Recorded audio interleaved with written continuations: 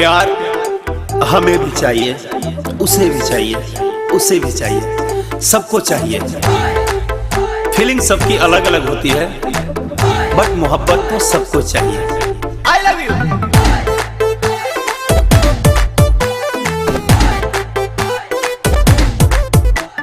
सबके मरता प्यार पर काटी दिन हम तो अचार पर। फैशन में सबके मातल हमारे सिंगार सलवार पर। सबके मरता प्यार पर काटी दिन हम तो अचार पर। फैशन में लोग बाटे मातल हमारे सिंगार सलवार पर। मेरा रतियों में दिलवा है रोता रे रोता रे रोता। यदि हमारो भतार कोई होता दबा के गोदियों में सोता। यदि हमारो भतार कोई होता दबा के रतियों में सोता।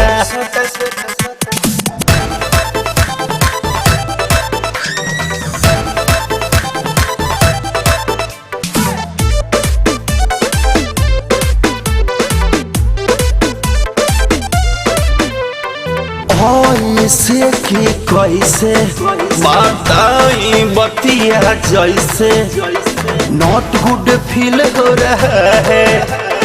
आधी आधी रतिया में अजबे हालतिया पता न कब कहाँ गील हो रहा है।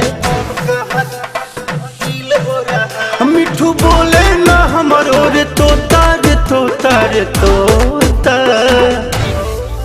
यदि हमारो भतार कोई होता दबा के गोदियों में सोता। यदि हमारो भतार कोई होता दबा के रतियों में सोता।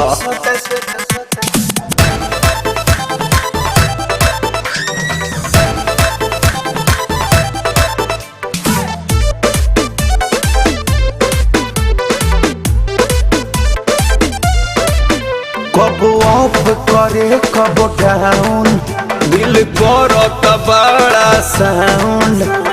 आजकल बुफर आवाज करता है कवनो दिन आई है। राकेश राजा ले जई है उनके ला पागल मिजाज करता है। मन मोहब्बत में मार लेती गोता रे गोता रे गोता।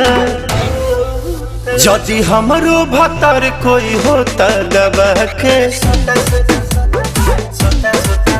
यदि हमारो भतार कोई होता दबा के गोदियों में सोता। Love is life.